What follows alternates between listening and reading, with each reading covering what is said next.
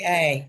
Good evening here from Los Angeles, Valerie Milano, the senior editor of the Hollywood Times and also with Aspiring Magazine. And I'm so glad to have my friend and my guest here tonight. Actually, I'm going to have her introduce herself. Thank you so much for joining us. Hi, I'm so glad to be here. And my name is Shann Carr. I am here in sweaty Palm Springs right now.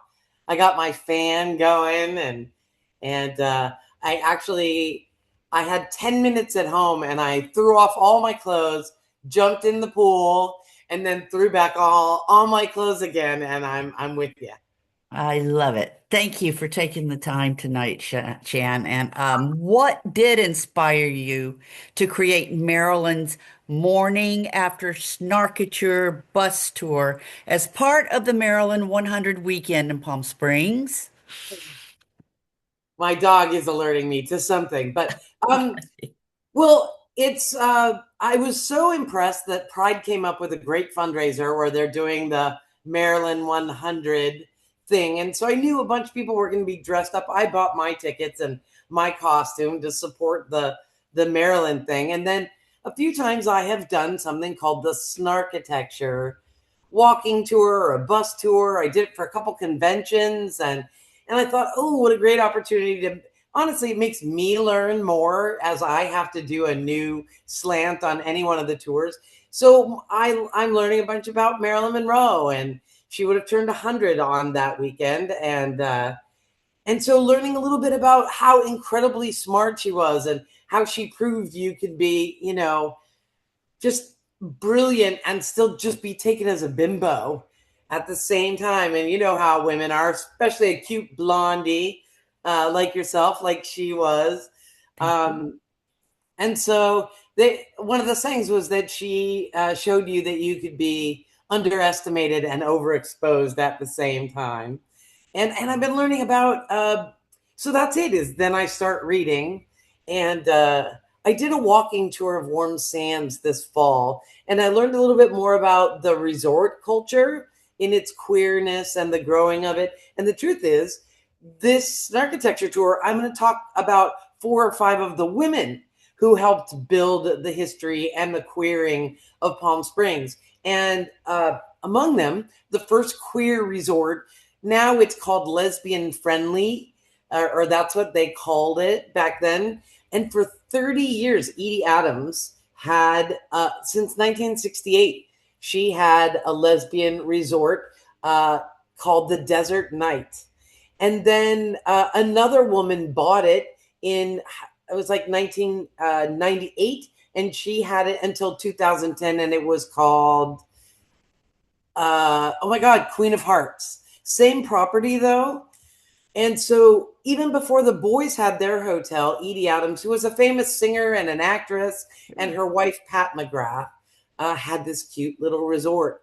And so some of the stories about them and the things they did, and I'm learning more and more about, and in some of the history, it's not like there's anything that says they were lesbian, except for this and this woman were together and they opened this thing, and the words they used, like uh, Florella White in 1913 was the first doctor, and all of the words about her are like pioneering and independent and rugged, and her and her sister were the first 2 medical professionals, and uh, so I'm learning all these cool stories about the women that were strong and wealthy and active in the foundation. Edie Adams ultimately bought and ran a huge real estate firm, and bought and sold real estate in the Coachella Valley. So anyway, Hollywood stories, but I've taken every tour there is to take, and nobody's ever telling you about any of the women in the history. So this has inspired me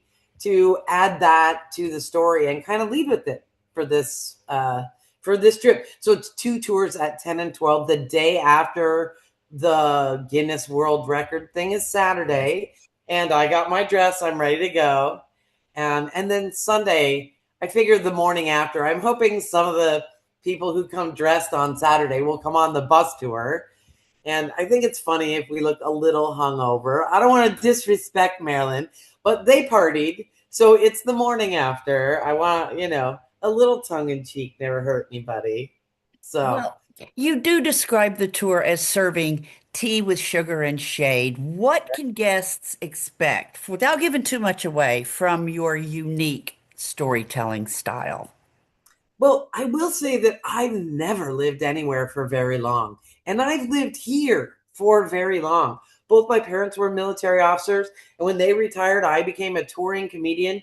But I've been around this town for 27 years. Amazing to me. And so not only have I started to study the history, but I like the chaos of sort of throwing it out to the busload full of people because a lot of locals know a lot of the history. I'm studying a little extra so I know more. But I'd like to throw it out to them so they can yell out some of the foundational answers that they do know and then build in. And I was here when, Robert Downey Jr. got arrested, at the Parker Hotel, which was then called the Givenchy, which was that, I actually been here for a lot of the stuff. I was here for the first Dinah. I knew Mariah Hansen before she started Dinah, and we lived in San Francisco, and she got a ticket, and I was her traffic school instructor when we were like 25, 24 years old, right? So I have a whole 40 years of doing exclusively queer comedy. So I do have some stories from the inside. I got to help with the drone show on the final white party. And I was at 18 white party tea dances. So as Jesus. many of the girl stories, and mostly because I knew the tech crew. I was working with the DJs or the laser guys or the lighting guys, and so I have some good inside scoop. So Marilyn Monroe remains such an enduring icon. What do you think people still, think and connect with emotionally 100 years later? Do you have any idea? Well, I mean, I have an idea, but I mean, what I'm sure there is a vastness of reasons that people connect, but she was a little bit outside of wanting to be taken exactly like a mainstream pretty blonde. She was a thinker and a doer. She was a glass ceiling pusher. She was, but she was just taken at her physicality.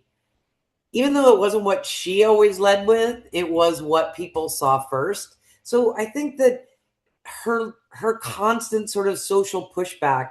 Also, I mean, I don't know how much people really know, but she was a fighter for the underdog. She was, she got discovered at the Racket Club in Palm Springs, and some friends were there. She was poolside taking pictures and stuff, and a very famous photographer saw her there that weekend.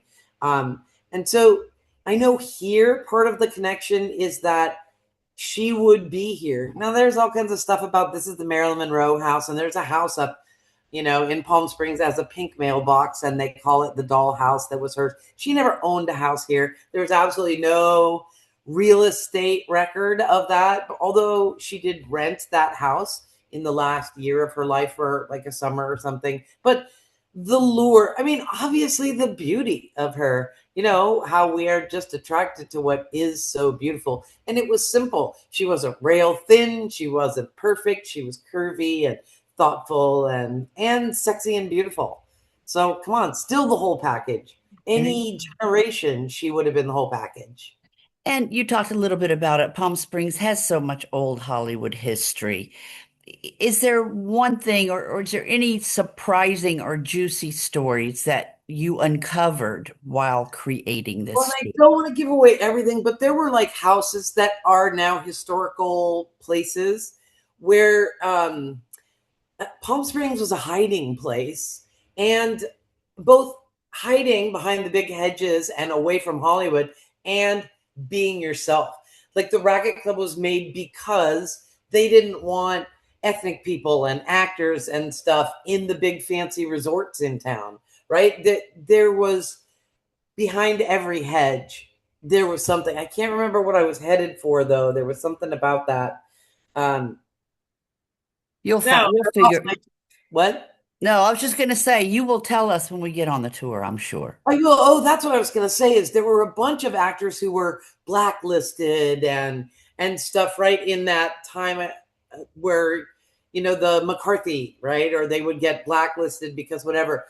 There was a person in Palm Springs who was quite famous who had a home in the Warm Sands area, and they would put them up when they were blacklisted and couldn't show their faces, and they would come out here and stay with some of the celebrities in houses that were made just for people to be under the radar and be safe and comfortable and happy, so I love that about our history. That's cool. You've performed everywhere, Shan, from cruises to conventions around the world. After 40 years in queer comedy, you know, LGBTQ audiences' sense of humor has evolved and some has stayed timeless. What makes Palm Springs audiences special? And, can you talk about that?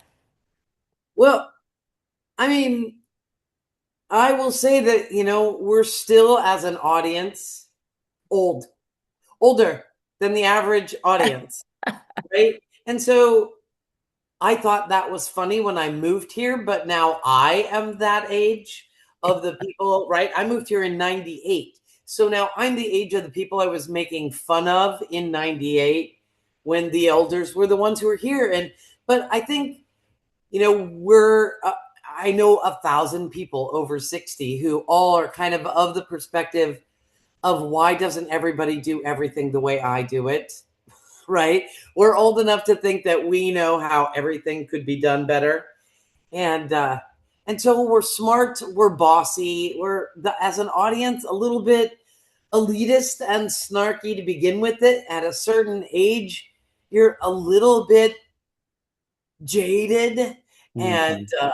I- as an audience, you know, we're a fairly separatist community as well. The men are very separate from the women here, even more than lots of other places that I would go. I don't love that, honestly. I have always pushed hard to support the things that support.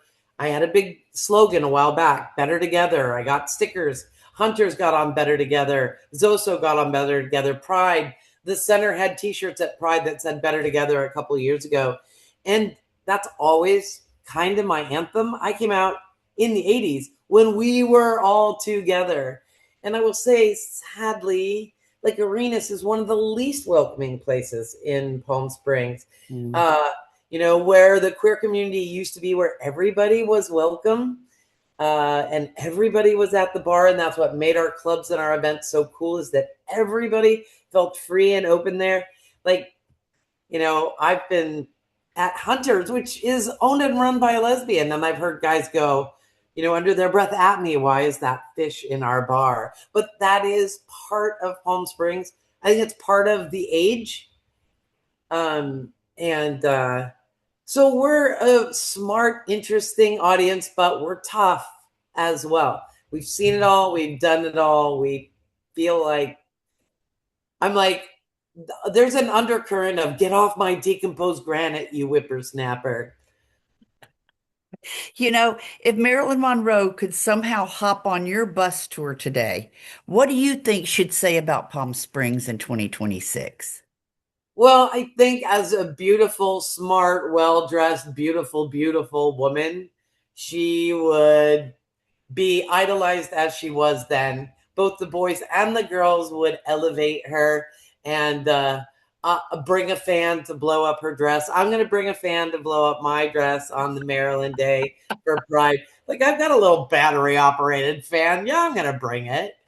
Um, Yeah, it's going to be hot in more ways than one. it's going to be hot. Yeah, even on that bus, it's going to be hot. I'm going to have my own little, and it's a Nairo. It's like one of the tool things. I can't think, but it's like got a battery on it. Anyway, yes, Speaking of she would hot, be the out same. of, yeah, go ahead. I'm sorry. I didn't mean to interrupt. Go ahead. She would be idolized the same today. I'm sure of it. Yeah. On that note, out of all the legendary women that you talk about on the tour, who would you most want to have cocktails with for one night in Palm Springs?